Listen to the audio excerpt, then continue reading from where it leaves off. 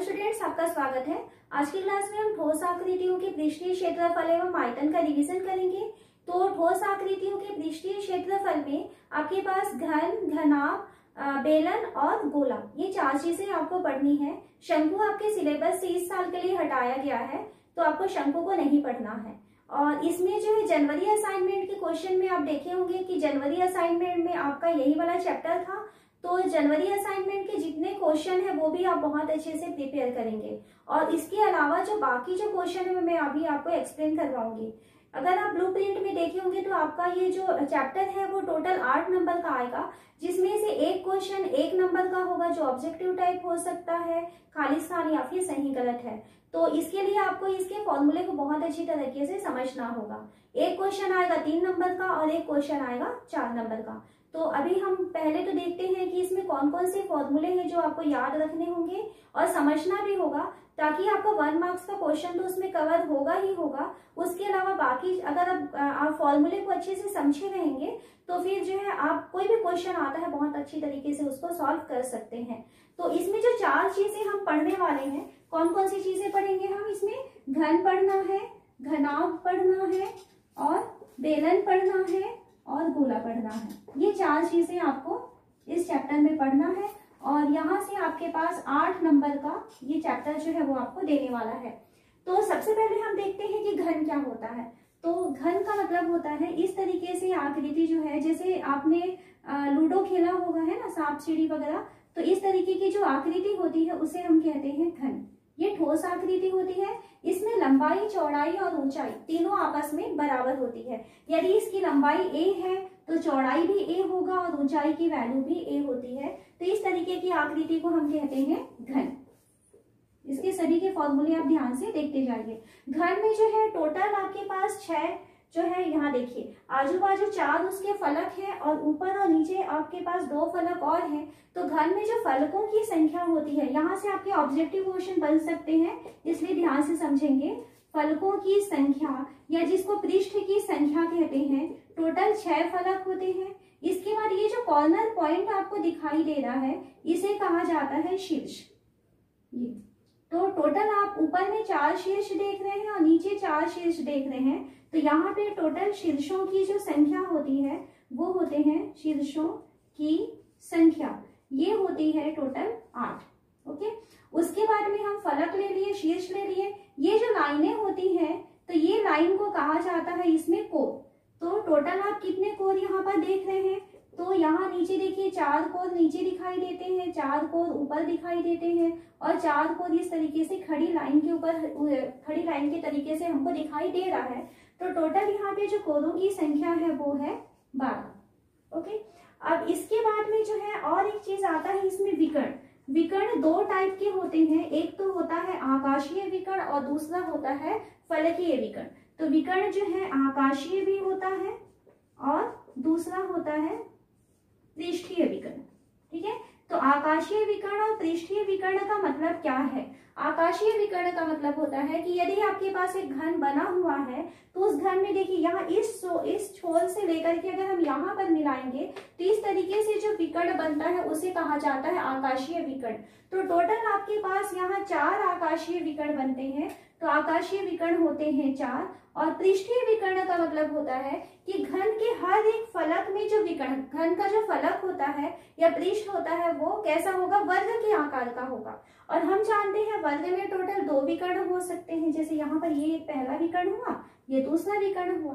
तो हर एक पृष्ठ में आपको 2 विकर्ण मिलेंगे और टोटल यहाँ पे पृष्ठों की संख्या कितनी है? 6 है। तो टोटल इसके पृष्ठीय विकर्णों की संख्या जो है 6 दूनी 12 हो जाती है। तो इस तरीके से हम घन में क्या क्या चीजें होती हैं उसको पहले समझेंगे। घन में जो है टोटल 6 पृष्ठ होते हैं जिसको कि फलक कहा जाता है। इसके शीर्षों की संख्या जो है वो 8 होती है, जो कॉर्नर पॉइंट होते हैं वो शीर्ष कहलाते हैं।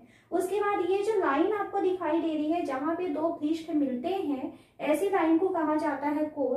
कोर की संख्या होती है 12। विकर्ण की बात करें तो इसमें 2 टाइप के विकर्ण होते हैं, एक तो होता है पृष्ठीय विकर्ण और दूसरा होता है आकाशीय विकर्ण। आकाशीय विकर्ण 4 होते हैं और पृष्ठीय विकर्ण जो है वो 12 होता है। तो इसको आपको याद रखना है। इसके बाद हम इसके फॉर्मूले भी देखेंगे। नेक्स्ट हम देखते हैं घनाभ। घनाभ किस आकृति का होगा, इस तरीके से होता है घनाभ। इसमें लंबाई चौड़ाई और ऊंचाई जो है वो अलग अलग होती है, ये ध्यान रखेंगे। लंबाई चौड़ाई और ऊंचाई यदि समान हो जाएगी तो उसे हम घन कहते हैं, और लंबाई चौड़ाई और ऊंचाई यदि अलग अलग रहती है तब हम उसे घनाभ कहेंगे। ओके, ये घन में सब बराबर होगा, घनाभ में तीनों जो है वो अलग अलग होती है। इसमें भी सेम वही चीजें रहेंगी जो इसके पास है, मतलब हम जो फलक की संख्या, शीर्षों की संख्या, कोण, विकर्ण, आकाशीय और पृष्ठीय, ये सारी बातें कर रहे हैं, तो घन और घनाभ के लिए ये सारी चीजें सेम होती हैं। तो इसको और अलग से आपको नहीं समझा रही हूं मैं। इसमें भी 6 फलक होंगे, इसमें भी 8 शीर्ष होंगे, इसमें टोटल 12 कोण होंगी, और 4 जो है आकाशीय विकर्ण होंगे, और 6 टोटल फलक है, इसलिए 6 दूनी 12, तो 12 जो है इसमें पृष्ठीय विकर्ण होते हैं। बिल्कुल सेम इसी तरीके से आपको ये याद रखना है। इसके बाद हम इसमें फॉर्मूले देख लेते हैं कि क्या क्या हमको जो है जब क्वेश्चन सॉल्व करेंगे तो कौन कौन से फॉर्मूले होने हैं। तो पहले हम घन का देखें, तो घन, और उसके बाद मैं यहीं पर आपको घनाभ का समझा रही हूँ।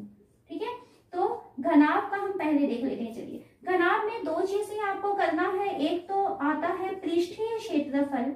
पृष्ठीय क्षेत्रफल, पृष्ठीय क्षेत्रफल का मतलब होता है कि इसके पास जो है टोटल 6 जो पृष्ठ हैं, इन 6 पृष्ठ का कुल क्षेत्रफल कितना है। तो आप देखते हैं जो सामने वाला पृष्ठ है उसका क्षेत्रफल, तो सामने वाला पृष्ठ कौन सी आकृति का है, आयत की आकृति का है, तो आयत का जो क्षेत्रफल होता है वो है लंबाई गुणी चौड़ाई। सेम जो आगे का क्षेत्रफल होगा उसके जस्ट पीछे वाले पृष्ठ का भी वही क्षेत्रफल होने वाला है। तो 2 बार लंबाई गुणी चौड़ाई आ जाएगा, 2 बार लंबाई गुणी ऊंचाई आ जाएगा, 2 बार चौड़ाई गुणी ऊंचाई आ जाएगा। तो इस कारण से जो पृष्ठीय क्षेत्रफल होता है वो होता है 2 AB धन BC धन CE। ठीक है, ये हम पहले घनाभ की बात करते हैं। उसके बाद में हम इसमें सेकंड फॉर्मूला लेते हैं आयतन। आयतन का मतलब होता है कि उस घनाभ की जो धारिता है वो कितनी है। तो आयतन यानी इसमें लंबाई चौड़ाई और ऊंचाई को यदि हम गुणा करते हैं तब इसमें बन जाता है आयतन ABC। उसके बाद हम इसमें जो है विकर्ण की बात करें तो अभी हमने देखे थे कि 2 प्रकार के विकर्ण होते हैं, एक तो होता है पृष्ठीय विकर्ण और एक होता है आकाशीय विकर्ण। वैसे पृष्ठीय विकर्ण के क्वेश्चन आपके पास एग्जाम में नहीं आएंगे, अगर आपको समझना है तो समझ लीजिए। जैसे हमको पहले वाले पृष्ठ का विकर्ण चाहिए, तो जैसे ये A है और ये C है, तो इसका विकर्ण का लंबाई क्या होगा, ये पाइथागोरस प्रमेय के अनुसार वर्गमूल A वर्ग धन C वर्ग, इस तरीके से कर सकते हैं। अगर हमको इधर वाले पृष्ठीय विकर्ण की वैल्यू चाहिए तो A और C से बना है तो वर्गमूल B वर्ग धन C वर्ग। तो पृष्ठीय विकर्ण के क्वेश्चन आपके पास एग्जाम में नहीं है तो उसको जानने की जरूरत नहीं है आपको। आकाशीय विकर्ण के बारे में देखिए, तो इसमें हम देखते हैं आकाशीय विकर्ण। तो आकाशीय विकर्ण जो है इसका फॉर्मूला होता है, विकर्ण इसका फॉर्मूला होता है वर्गमूल A वर्ग धन B वर्ग धन C वर्ग। ये 3 फॉर्मूले हैं जो आपको घनाभ के क्वेश्चन सॉल्व करेंगे तब आपको जरूरत पड़ने वाली है। अब इसके बाद हम घन के बारे में बात करें तो यहाँ घनाभ और घन में अंतर क्या था कि घनाभ में लंबाई चौड़ाई और ऊंचाई अलग अलग होता है, जबकि घन में जो तीनों चीजें होती हैं वो बराबर होती हैं। तो अगर हम घन के पृष्ठीय क्षेत्रफल या संपूर्ण पृष्ठ की बात करें तो घन का जो पृष्ठीय क्षेत्रफल हो जाता है वो होता है 6a²2। यहाँ से ये a स्क्वायर, ये a स्क्वायर और ये a स्क्वायर, कितने बार a स्क्वायर आ रहा है, 3 बार a स्क्वायर आ रहा है, वो 3 इसके साथ मल्टीप्लाई होता है तो 6a²2 ये इसका पृष्ठीय क्षेत्रफल या संपूर्ण पृष्ठ होगा। घन के आयतन की बात करें तो A, B, C तीनों आपस में बराबर होते हैं, इसलिए इसका जो आयतन होता है वो होता है a²3। और विकर्ण, इसका जो आकाशीय विकर्ण होता है a स्क्वायर यानी कि ये हो जाएगा a√3, ये होता है इसका आकाशीय विकर्ण। तो आप इसको याद रखेंगे। यहाँ से जो क्वेश्चन है आपके पास, या तो 3 नंबर का जब क्वेश्चन आएगा तो इसके फॉर्मूले अगर याद रखेंगे तो वो क्वेश्चन आप आसानी से सॉल्व कर सकते हैं।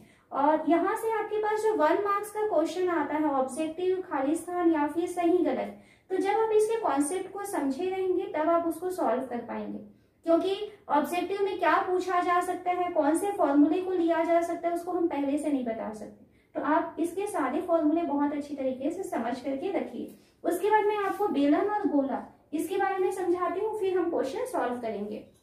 पहले हम देखते हैं बेलन।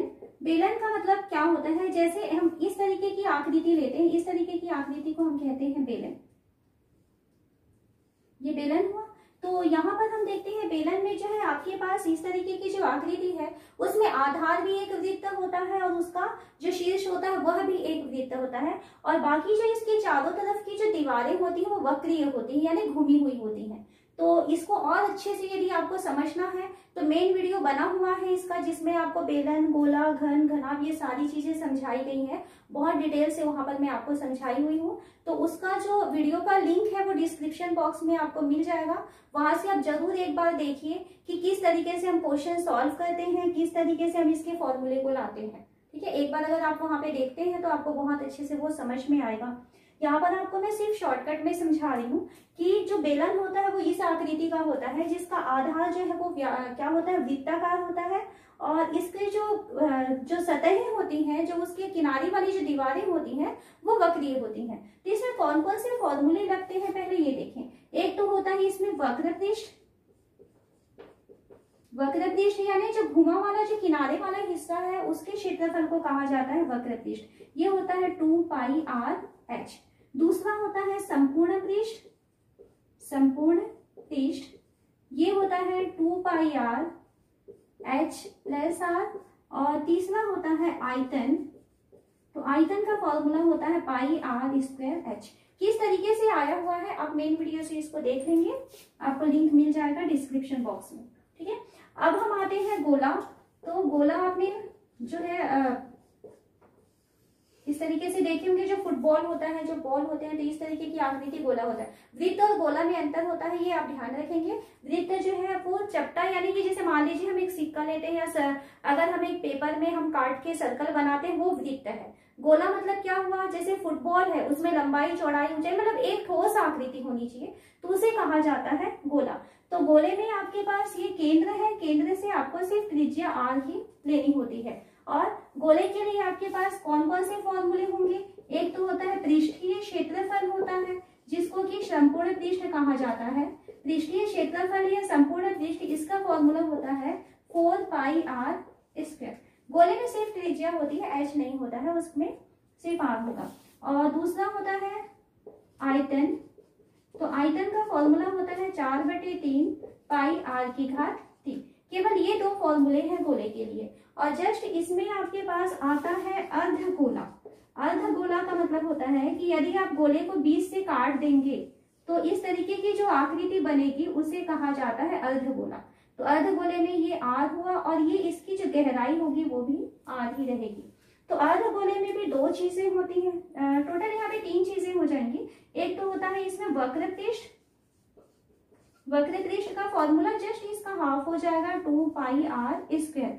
और दूसरा इसमें होता है संपूर्ण पृष्ठ। संपूर्ण पृष्ठ का मतलब होता है वक्र पृष्ठ के साथ ही ऊपर वाले पृष्ठ के क्षेत्रफल को भी यदि हम जोड़ देते हैं तो उसे कहा जाएगा संपूर्ण पृष्ठ। तो ये इसकी वैल्यू होती है 3πr²। और तीसरा होगा इसमें आयतन, तो ये आयतन जो है गोले के आयतन का जस्ट हाफ हो जाएगा यानी 2/3πr⁻3। तो इतने फॉर्मूले आप बहुत अच्छी तरीके से समझ लीजिए। समझना है, याद तो हो जाएगा, यदि आप समझेंगे तो बहुत अच्छी तरीके से आप उसको याद कर सकते हैं। और यहाँ से अगर आप इतने फॉर्मूले याद करेंगे तो ही आप जो है इसमें के जो 8 नंबर के क्वेश्चन है वो आप सॉल्व कर पाएंगे। आपको क्वेश्चन को रटना नहीं है, समझना है। समझने से जिस टाइप का भी क्वेश्चन आएगा आप उसको सॉल्व कर सकते हैं। अब इसमें देखते हैं कि जो 3 नंबर के क्वेश्चन है वो क्या क्या होते हैं, उसके बाद फिर हम 4 नंबर के क्वेश्चन को देखेंगे। यहाँ हमें क्वेश्चन देते हैं उस बड़े से बड़े खंभे की लंबाई ज्ञात कीजिए जो 10 मीटर लंबा, 10 मीटर चौड़ा और 5 मीटर ऊंचे कमरे में रखा जा सकता है। अब इसमें कमरा कहा गया है तो कमरा किस आकृति का होगा, ये घनाभ की आकृति का होगा, क्योंकि इसकी लंबाई, चौड़ाई और ऊंचाई जो है वो तीनों अलग अलग है। ठीक है, तीनों में से अगर कोई 2 भी अलग है तो भी हम क्या कहेंगे कि वो घनाभ है, और तीनों यदि बराबर रहेगा तभी हम उसे घन कहते हैं। तो जो कमरा है वो घनाभ की आकृति का है। अब हमें क्या कहता है, उस घनाभ की आकृति के कमरे में हम कितना सबसे बड़ा खंभा रख सकते हैं। तो सबसे बड़ी जो लंबाई होती है घनाभ की वो होती है उसके आकाशीय विकर्ण की लंबाई, यानी उसका जो आकाशीय विकर्ण जितना बड़ा रहेगा उतनी ही लंबा हम क्या कर सकते हैं, वहां पे खंभे को रख सकते हैं। तो यहाँ पर आपको कमरे के बारे में क्या क्या चीज दिया गया है, तो आपको दिया है कमरे की लंबाई, कमरे की लंबाई। तो कमरे की लंबाई को यदि हम a कहें तो इसकी वैल्यू दिया है 10 मीटर। कमरे की चौड़ाई दिया हुआ है, तो चौड़ाई को यदि बी से प्रदर्शित करें तो ये भी 10 मीटर दिया हुआ है। और कमरे की ऊंचाई दिया गया है, ऊंचाई को सी से प्रदर्शित करें तो ऊंचाई की वैल्यू हमको 5 मीटर दिया गया है। क्वेश्चन में क्या कहा जा रहा है, बड़े से बड़े खंभे की लंबाई पूछा जा रहा है। तो हम यहाँ पर लिखेंगे बड़े से बड़े खंभे की लंबाई ये हो जाएगा, किसके बराबर होगा, ये होगा कमरे का, यहाँ पे घनाभ न लिख करके मैं लिख रही हूँ, कमरे का आकाशीय विकर्ण। ठीक है, कमरे का आकाशीय विकर्ण। और यहाँ पर आप चाहें तो कमरे में आप ब्रैकेट लगा करके लिखिए घनाभ। जो कमरा है वो घनाभ की आकृति का है, तो कमरे के आकाशीय विकर्ण की जो लंबाई होगी वही लंबाई जो है बड़े से बड़े खंभे की हो सकती है, जो हम वहां पर रखेंगे। तो इसके लिए आपको फॉर्मूला याद होना चाहिए।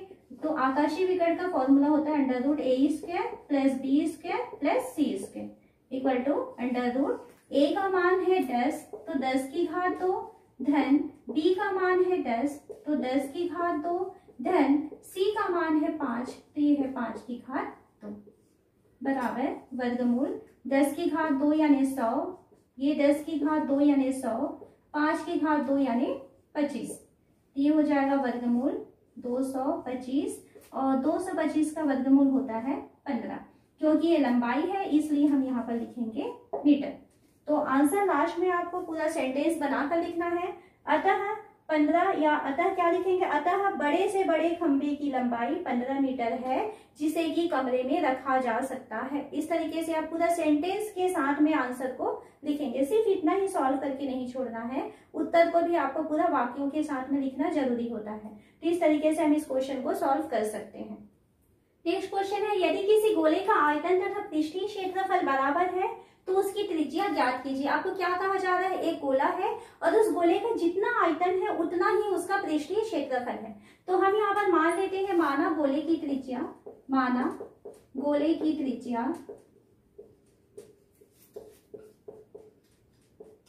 r सेंटीमीटर है, ये हम मान के चलते हैं। उसके बाद हमें क्या कहा जा रहा है कि इसका आयतन और पृष्ठीय क्षेत्रफल बराबर है। तो एक बार हम आयतन का फॉर्मूला लिख लेते हैं। आयतन का फॉर्मूला होता है 4/3 पाई r की घात 3। आपको इसके फॉर्मूले बहुत अच्छी तरीके से याद रखना है। बार बार आप इसको कॉपी में लिख लिख के प्रैक्टिस कीजिए, क्योंकि जब तक फॉर्मूले आप याद नहीं करेंगे आपसे ये क्वेश्चन नहीं सॉल्व होगा। जो क्षेत्रफल वाला जो टॉपिक है आपका, पृष्ठीय क्षेत्रफल और आयतन वाला, तो इसमें फॉर्मूले बहुत जरूरी हैं। तो बार बार उसको लिख लिख करके आप प्रैक्टिस करेंगे। तो इसमें हमको गोले का आयतन लिख रही है 4/3 पाई r की घात 3, और सेकेंड हम लिखते हैं गोले का पृष्ठीय क्षेत्रफल। तो गोले का पृष्ठीय क्षेत्रफल इसका फॉर्मूला होता है 4 पाई r²। हमें प्रश्न में क्या कहा जा रहा है, तो हम यहाँ पर लिखेंगे प्रश्न के अनुसार क्या कहा जा रहा है कि गोले का जो आयतन है, गोले का आयतन ये किसके बराबर है, ये इसके पृष्ठीय क्षेत्रफल के बराबर है। ये हमको प्रश्न में दिया हुआ है, पृष्ठीय क्षेत्रफल। तो वैल्यू रखते हैं। आयतन का फॉर्मूला होता है 4/3 पाई r की घात 3, ये बराबर है पृष्ठीय क्षेत्रफल यानी 4 पाई r की घात 2 के। तो यहाँ से हम देखते हैं कि ये 4 दोनों के पास था तो दोनों से 4 को काट देते हैं, पाई भी दोनों के पास था तो पाई को भी दोनों से काट देते हैं। तब हमारे पास क्या बचा है, r की घात 3/3 बराबर r की घात 2, ये मिला। यहाँ से काम करते हैं कि r की घात 2 को इधर पक्षांतर करते हैं। r की घात 3/r की घात 2 बराबर 3, ये इधर तिर्यक गुणा हो जाएगा, मतलब 3 को उधर ले गए हैं और r की घात 2 को इधर लेके आए हैं। तो यहाँ से r की घात 3 में से r की घात 2 कैंसिल हो जाएगा, तो हमें मिलेगा r बराबर 3। और यहाँ पर सेंटीमीटर है तो आप सेंटीमीटर लिखिए, या तो यहाँ पर आप डायरेक्ट इसको इकाई ही लिखिए। वो 3 मीटर हो सकता है, 3 सेंटीमीटर हो सकता है, मतलब 3 इकाई का कुछ भी अगर हम त्रिज्या लेते हैं तो हमको क्या मिलेगा, उस गोले का आयतन और पृष्ठीय क्षेत्रफल जो है वो आपस में बराबर होगा। तो यहाँ पर आप सेंटीमीटर न लिख करके r इकाई लिखिए, ये ज्यादा सही रहेगा इसके लिए। ठीक है, तो यहाँ आप आंसर देंगे, अतः गोले की त्रिज्या 3 इकाई होगी, जिससे कि उसका आयतन व पृष्ठीय क्षेत्रफल बराबर होगा। इस तरीके से आप सेंटेंस बना करके आंसर को लिखेंगे। नेक्स्ट क्वेश्चन है, एक बेलन का व्यास 12 सेंटीमीटर तथा ऊंचाई 14 सेंटीमीटर है, तो बेलन का संपूर्ण पृष्ठ ज्ञात कीजिए। तो यहाँ पर हमें क्वेश्चन में क्या क्या चीज दिया गया है, हमें दिया है कि बेलन का व्यास जिसको कि हम 2r से प्रदर्शित करते हैं, ये है 12 सेंटीमीटर। तो यहीं से आप त्रिज्या r की वैल्यू निकाल लीजिए। तो त्रिज्या r बराबर हो जाएगा 12/2, यानी कि हमको मिल जाएगा 6 सेंटीमीटर। और क्या दिया गया है यहाँ पर, ऊंचाई। तो हमें बेलन की ऊंचाई दिया हुआ है, ऊंचाई को हम h से प्रदर्शित करते हैं, h का मान हमें दिया गया है 14 सेंटीमीटर। हमें क्या ज्ञात करना है, बेलन का संपूर्ण पृष्ठ। तो हम यहाँ पर लिखेंगे बेलन का संपूर्ण पृष्ठ फॉर्मूला होता है इसका 2πr ब्रैकेट में h प्लस r। वैल्यू रखेंगे, 2 पाई का मतलब होता है 22/7, r का मान दिया हुआ है 6, अभी निकाले हैं। ब्रैकेट में लिखेंगे h का मान है 14, धन r का मान है 6, बराबर 2 गुणा 22/7 गुणा 6 गुणा 14 और 6 को जोड़ेंगे तो 20। यहाँ पर आने के बाद आप क्या देख रहे हैं कि नीचे में 7 आया हुआ है। आप इस चैप्टर को जब पढ़े होंगे तो आपने ध्यान दिया होगा कि कहीं कहीं पर हम आंसर को पाई में लिखते हैं और कहीं कहीं पर आंसर को हम पूरा दशमलव में लेते हैं। मतलब पाई को हम 22/7 लिखते हैं, कहीं 3.14 लिखते हैं और कहीं उसको पाई ही रहने देते हैं। तो हमें क्या करना चाहिए वो समझिए। 22/7 है, यदि हम इसे 22/7 रखते हैं यहाँ, तो 7 के साथ ये 6, 20 या 2 नहीं कटेगा। यदि हम इसे काटेंगे तो दशमलव में आपके पास जो है संख्याएं आने वाली है, तो दशमलव में आएंगे तो आपको मल्टीप्लिकेशन में दिक्कत होने वाली है। आप चाहें तो इसको काटिए, कोई प्रॉब्लम नहीं है, 7 से इसको कैंसिल करके आप पूरा जो है आंसर को दशमलव में लिख सकते हैं, या इसे 22/7 को 3.14 करके पूरे आप मल्टीप्लाई करके आंसर लिखिए। यदि आपको मल्टीप्लाई नहीं करना है तो आप देख रहे हैं नीचे जो 7 आया है वो ऊपर किसी को भी कैंसिल नहीं कर रहा है, तो आप इसको क्या कर सकते हैं, इसको पाई वापस बना दीजिए। ठीक है, ये पाई तो है, तो अब आपके पास क्या बचा है, 2 गुणा पाई गुणा 6 गुणा 20। पाई की वैल्यू को मत रखिए, उसको पाई रहने दो। तो क्या हो जाएगा, ये 6 दूनी 12, 12 दूनी 24, यानी 240 पाई। मतलब आंसर आपका पाई में आ जाएगा। इससे आपके मार्क्स नहीं कटेंगे, इसके लिए आपको टेंशन नहीं लेना है। कहीं पर आपको अगर मान लीजिए यहाँ 7, 14, 21 इस टाइप की संख्याएं अगर दिखती, तब आप वहाँ पे 22/7 रख के आसानी से आंसर को ला सकते थे। यदि आपको दशमलव में आंसर मिल रहा है तो आप इसको 240 पाई करके भी आंसर को लिख सकते हो। तो 240 पाई, और क्योंकि ये क्या है, संपूर्ण पृष्ठ है, तो पृष्ठ जो है वो होता है वर्ग सेंटीमीटर। तो ये इसका आंसर हो जाएगा। और आंसर को फिर सेंटेंस बना के लिखना है, अतः बेलन का संपूर्ण पृष्ठ 240 पाई वर्ग सेंटीमीटर होगा। नेक्स्ट क्वेश्चन है, एक बेलन के वक्र पृष्ठ का क्षेत्रफल 3696 वर्ग सेंटीमीटर है। यदि बेलन के आधार की त्रिज्या 14 सेंटीमीटर है तो बेलन की ऊंचाई ज्ञात करो। तो यहाँ पर हम एक डायग्राम बना लेते हैं बेलन का इस तरीके से। तो हमें क्या क्या चीज दिया है इस बेलन में, हमें अगर मान लीजिए इसकी त्रिज्या को हम r से प्रदर्शित करेंगे और इसकी ऊंचाई है h। तो यहाँ पर आपको क्या क्या चीज दिया गया है, तो यहाँ पर देखिए दिया है बेलन की त्रिज्या, इसको हम प्रदर्शित करते हैं r से। r का मान हमें दिया है 14 सेंटीमीटर। और क्या दिया गया है इसमें, बेलन के वक्र पृष्ठ का क्षेत्रफल। तो बेलन का वक्र पृष्ठ का क्षेत्रफल ये हमें दिया गया है 3696 वर्ग सेंटीमीटर। हमें क्या ज्ञात करना है, बेलन की ऊंचाई। तो बेलन की ऊंचाई इस तरीके से आपको परीक्षा में लिखना है, आप स्टेप बाय स्टेप समझिए। तो बेलन की ऊंचाई h जो है आपको ज्ञात करनी है। हम स्टार्ट कहाँ से करेंगे, हमें जो चीज दिया हुआ है, हमें यहाँ पर बेलन के आधार वक्र पृष्ठ का क्षेत्रफल दिया हुआ है, तो यहाँ से हम स्टार्ट करते हैं। तो वक्र पृष्ठ कितना दिया हुआ है हमें, 3696 वर्ग सेंटीमीटर। वक्र पृष्ठ का फॉर्मूला हम लिख लेते हैं 2πr/h।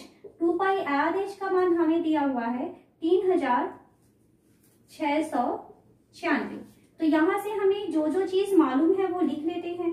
2π का मान मालूम है 22/7 गुणा r का मान हमें मालूम है 14 गुणा h बराबर 3696। यहाँ से हमें h की वैल्यू चाहिए तो h की वैल्यू को यहीं पर छोड़ेंगे। देन h बराबर हो जाएगा 3696। 7 नीचे था तो ये 7 ऊपर पक्षांतर हो जाएगा बटे 2 गुणा 22 गुणा 14, ऊपर में गुणा में था तो नीचे चला जाएगा 2 गुणा 22 गुणा 14। ठीक है, जो जो चीजें कैंसिल हो सकती है 7 एकम 7, 7 दूनी 14 कैंसिल हो जाएगा। यहाँ से हम देखते हैं ये 11 से कटेगा या नहीं कटेगा, है ना। ये 6 है, 6 6 12 होता है और 9 और 3 12 होता है। तो 12 में 12 घटेगा मतलब 0 आ रहा है, जो 11 से विभाज्यता का नियम है। तो 11 से विभाज्यता का नियम क्या होता है, विषम अंक जो होते हैं, विषम स्थानों पे जो अंकों का योग होता है और सम स्थानों पर जो अंकों का योग होता है, यदि उनका अंतर 0 आ जाएगा या 11 से विभाज्य कोई संख्या आती है तो वो संख्या 11 से विभाजित हो जाती है। तो ये संख्या जो है 11 से विभाजित है तो डायरेक्ट 11 से काटिए इसे। 11 दूनी 22 और ये हो जाएगा 11 तिया 33 और बचा 3, 11 तिया 33, 6 11 छिक्के 66, 2 दूनी 4 दूनी 8, 8 आ रहा है नीचे में, इसको 8 से काटते हैं। 8 चौक 32 और 8 दूनी 16। देन हमें h बराबर क्या मिला, h बराबर हमको मिल रहा है 42 सेंटीमीटर। इसको स्टेटमेंट बना करके लिखेंगे, अतः बेलन की ऊंचाई 42 सेंटीमीटर है। नेक्स्ट क्वेश्चन है, एक 35 सेंटीमीटर ऊंचाई वाले जार में 11 लीटर जूस आता है तो जार का व्यास ज्ञात कीजिए। यहाँ पर जो जार है वो कौन सी आकृति का होगा वो समझिए। यहाँ पर जो जार है वो बेलनाकार जार होना चाहिए इस तरीके से। और इस जार के बारे में हमें क्या क्या चीज दिया है, मान लेते हैं कि इसकी त्रिज्या r है और इसकी ऊंचाई जो है वो h है। ठीक है, इस तरीके से आपको एक बेलनाकार जार दिया गया है और इस जार में ये कहा जा रहा है कि इसके अंदर 11 लीटर हम जूस भर सकते हैं और इसकी जो ऊंचाई है वो 35 सेंटीमीटर है। यहाँ से यहाँ तक की जो ऊंचाई है वो 35 सेंटीमीटर है। तो हमें पूछा जा रहा है कि इस जार की त्रिज्या क्या होनी चाहिए कि उसके अंदर 11 लीटर जूस को भरा जा सकेगा। तो 11 लीटर जूस भरा जा सकेगा मतलब उसमें धारिता यानी आयतन की वैल्यू 11 लीटर है। ओके, ऊंचाई की वैल्यू 35 सेंटीमीटर है, त्रिज्या r की वैल्यू हमें ज्ञात करनी है। यहाँ पर 1 लीटर बराबर 1000 घन सेंटीमीटर। कभी कभी ये आपको सवाल में दिया जाएगा और नहीं दिया जाएगा तो आप याद रखेंगे 1 लीटर मतलब होता है 1000 घन सेंटीमीटर। ओके, तो इसमें आपको सवाल में क्या क्या चीज दिया है पहले लिख लीजिए। दिया है जार की ऊंचाई, जार की ऊंचाई, ऊंचाई को हम h से प्रदर्शित करते हैं। इसकी वैल्यू हमें दिया है 35 सेंटीमीटर और हमें दिया है जार का आयतन, जार का आयतन V बराबर 11 लीटर। 11 लीटर मतलब कितना है 11, 1 लीटर का मतलब होता है 1000 घन सेंटीमीटर। तो 11 लीटर का मतलब क्या होगा, 11 गुणा 1000। लीटर को यदि हम घन सेंटीमीटर में बदलेंगे तो हमें क्या करना होगा, 1000 से गुणा करना होगा। तो ये हो जाएगा 11000 घन सेंटीमीटर। ये हमको आयतन की वैल्यू दिया गया है। क्या पूछा जा रहा है हमें इसमें, जार का व्यास ज्ञात करना है। तो व्यास जिसको कि 2r से प्रदर्शित किया जाएगा इसकी वैल्यू ज्ञात करना है। इस तरीके से आपको प्रश्नों को जो सॉल्यूशन है उसको आराम से लिखना है। अब हम स्टार्ट करते हैं आयतन से। तो आयतन, किसका आयतन चाहिए आपको, जार का। और जार कौन सी आकृति का, जार जो है आपको बेलन का आकार दिखाई दे रहा है। तो आयतन जो है, आयतन का बेलन का आयतन होता है पाई r स्क्वायर h। इसकी वैल्यू हमें सवाल में दिया हुआ है 11000। ठीक है, तो वैल्यू रख दीजिए। पाई मतलब 22/7, r की वैल्यू हमें नहीं मालूम है तो r स्क्वायर ही रहने देते हैं। h का मान दिया हुआ है 35 बराबर 11000। तो यहां से देखिए 7 एकम 7, 7 पंचे 35। देन आर स्क्वायर को यहीं पर छोड़ते हैं, बराबर 11,000 है। यहाँ से 22 और 5 पक्षांतर हो रहा है, तो ये यहाँ पर आर स्क्वायर के साथ गुणा था, पक्षांतर होगा तो वो भाग में चला जाएगा, तो बटे में हो जाएगा 22 गुणा 5, ये नीचे आ जाएगा। कैंसिल कर सकते हैं, 11 दूनी 22, 11 एकम 11, 0 0 0, 5 दूनी 10, 1 शून्य कट जाएगा। तो हमें मिला आर स्क्वायर बराबर 100, तो आर बराबर क्या हो जाएगा, 100 का वर्गमूल हो जाएगा, तो आर बराबर 10 सेंटीमीटर। सेंटेंस बनाएंगे, अतः जार की त्रिज्या 10 सेंटीमीटर है। नेक्स्ट क्वेश्चन है, एक लंबवृत्तीय बेलन की आधार की परिधि 44 सेंटीमीटर है।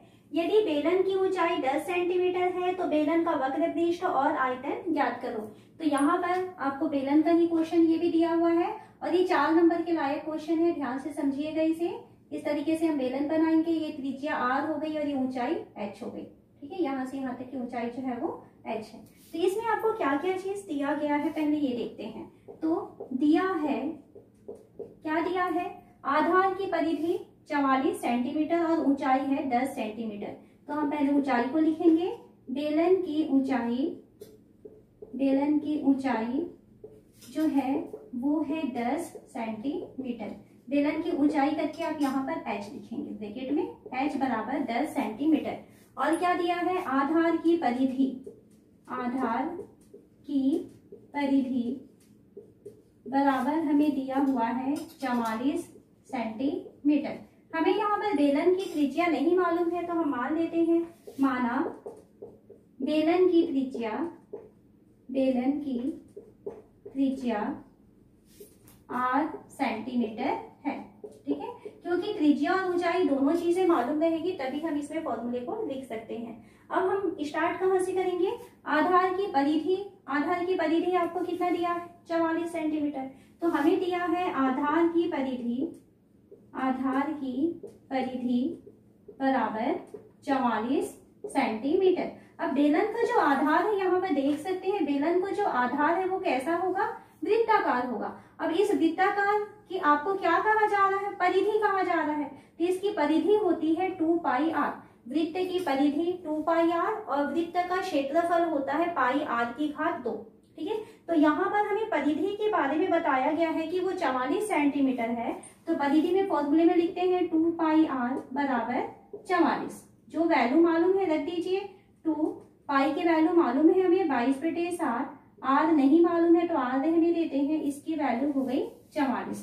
देन r बराबर यहाँ से 44, 7 गुणा हो जाएगा 2 गुणा 22, ये दोनों नीचे चले जाएंगे, 22 एकम 22, 22 दूनी 44, 2 और 2 कैंसिल हो जाएगा। देन r बराबर हमें मिला 60 सेंटीमीटर। अब देखिए आपको r की वैल्यू मिल चुकी है, h की वैल्यू सवाल में दिया गया है। क्या क्या चीज पूछा जा रहा है, सबसे पहले हमें कहा जा रहा है बेलन का वक्र पृष्ठ। फॉर्मूले में वैल्यू रखते हैं, बेलन का वक्र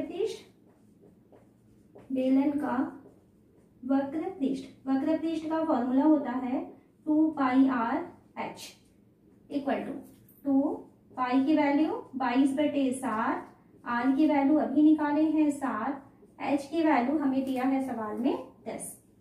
7 और 7 कट जाएगा तो हमें वक्र पृष्ठ का मान मिला, वक्र पृष्ठ बराबर 22 दूनी 44 और 10 के साथ गुणा होगा यानी 440। और क्योंकि वक्र पृष्ठ है तो इसको आप लिखेंगे वर्ग सेंटीमीटर। और हमें सवाल में क्या ज्ञात करने कहा गया है, आयतन ज्ञात करने कहा गया है। तो हम यहाँ पर लिखेंगे बेलन का आयतन। बेलन के आयतन का फॉर्मूला होता है पाई r स्क्वायर h। फॉर्मूले अच्छी तरीके से आपको याद रखना है। वैल्यू रखते हैं, पाई का मान 22/7, r का मान अभी निकाले हैं 7 की घात 2 गुणा h का मान है 10 बराबर 22/7 गुणा 7 की घात 2 यानी 7 गुणा 7 गुणा 10। 7 से 7 कट जाएगा, 7 दूनी 14, 7 दूनी 14 और 1 15 और ये हो गया 0। ये आयतन है तो हम क्या लिखेंगे इसको, घन सेंटीमीटर। सभी में आपको इसकी इकाई मालूम होनी चाहिए। अगर आयतन होता है तो घन में लिखते हैं, घन सेंटीमीटर, या अगर मान लीजिए सवाल मीटर दिया है तो घन मीटर, ठीक है, घन लगाना होता है। और क्षेत्रफल होता है या वक्र पृष्ठ होता है, संपूर्ण पृष्ठ होता है, तो यहाँ पर आपको वर्ग लगाना होता है, वर्ग सेंटीमीटर या वर्ग मीटर, जो भी सवाल दिया है। तो आपको जहां भी क्षेत्रफल के बारे में बात हो रहा है तो वर्ग लगाएंगे, और आयतन के बारे में बात हो रही है तो आपको वहां पर घन लगाना होगा।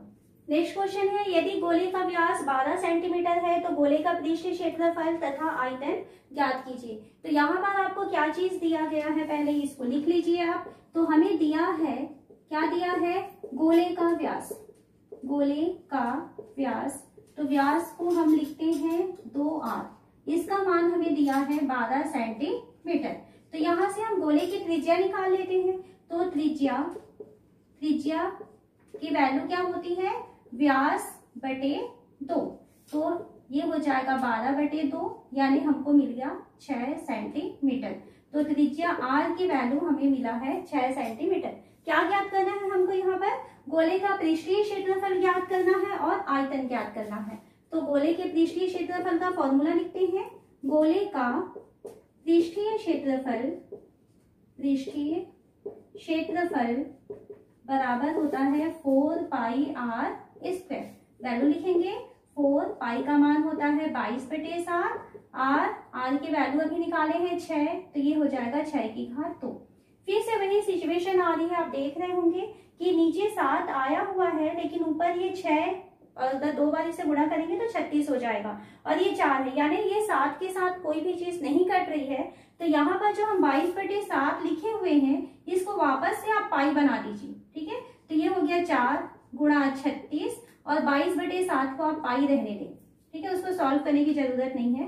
मल्टीप्लाई करते हैं, 6 चौक 24 और 3 चौक 12, 13 14, 144 पाई।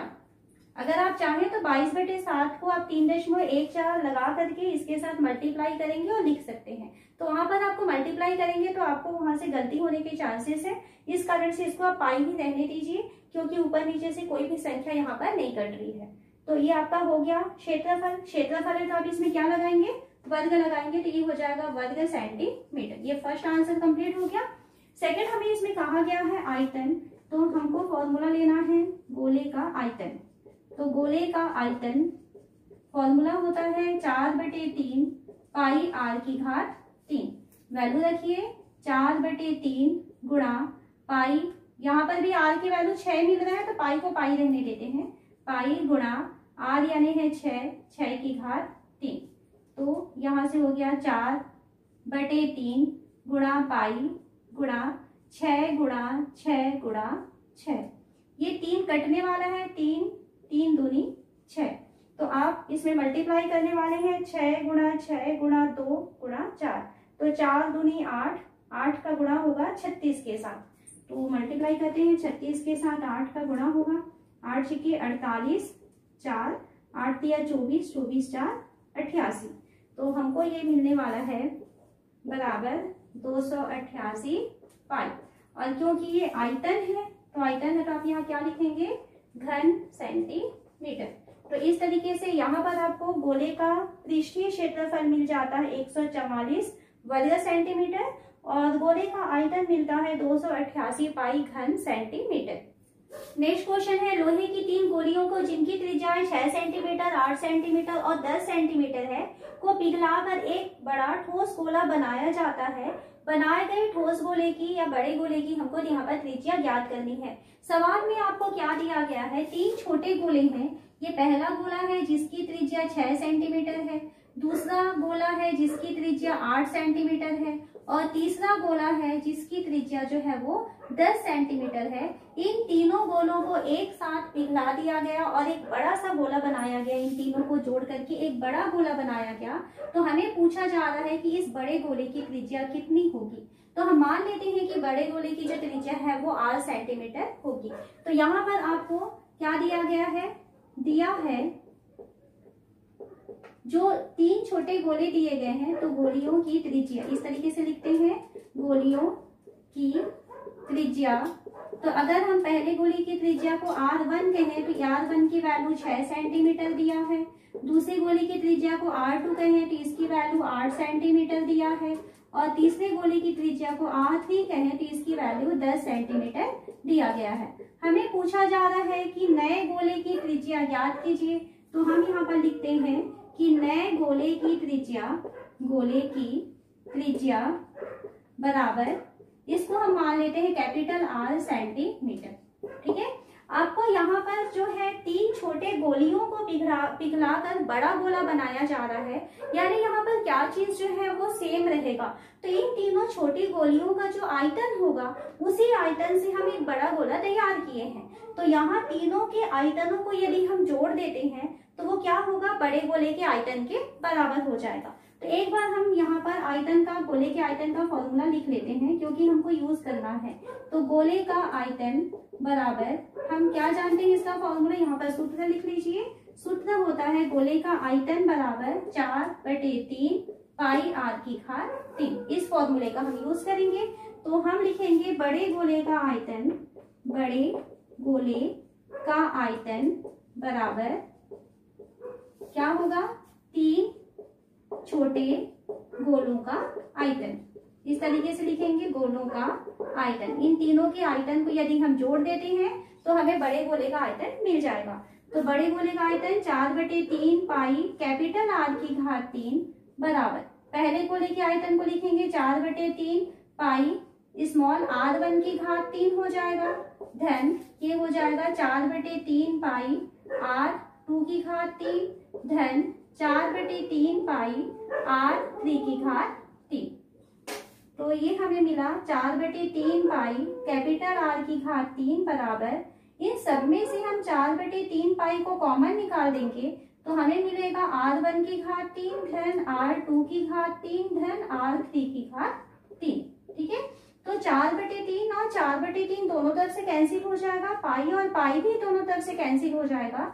तो कैपिटल R की घात 3 बराबर हमें क्या मिला, R1 की घात 3। तो देखिए R1 का मान कितना दिखाई दे रहा है, 6, तो 6 की घात 3 धन R2 का मान है 8, तो 8 की घात 3 धन R3 का मान है 10, तो ये हो जाएगा 10 की घात 3। इसको थोड़ा सॉल्व करते हैं। देन कैपिटल R की घात 3 बराबर 6 की घात 3, तो 6 के 36, ये हो जाएगा 216 धन 8 की घात 3, ये हो जाएगा 512 धन 10 की घात 3 हो जाएगा 1000। देन R की घात 3 बराबर, सबको जोड़ देते हैं, 5 2 7, तो ये हो जाएगा 1700 और 8 1728।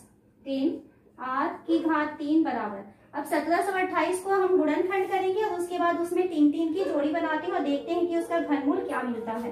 तो 1728 का हमको घनमूल ज्ञात करना है, तो इस तरीके से करेंगे।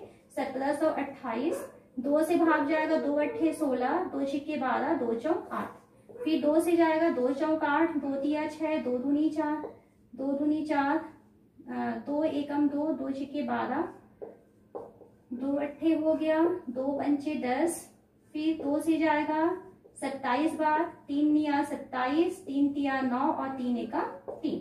हमें घनमूल ज्ञात करना है, तो ये देखिए 3 3 की जोड़ी बनानी होती है। एक जोड़ी बन गई, ये दूसरी जोड़ी बन गई और ये तीसरी जोड़ी बन गई, यानी यहाँ से एक 2 मिलेगा, यहाँ से एक 2 मिलेगा और यहाँ से 3 मिलेगा। तो कुल मिला के क्या मिलने वाले हैं आपको, 3 दूनी 6, 6 दूनी 12। तो R की घात 3 बराबर, इसको हम लिख सकते हैं 12 की घात 3। देन R बराबर क्या हो जाएगा, 12 सेंटीमीटर।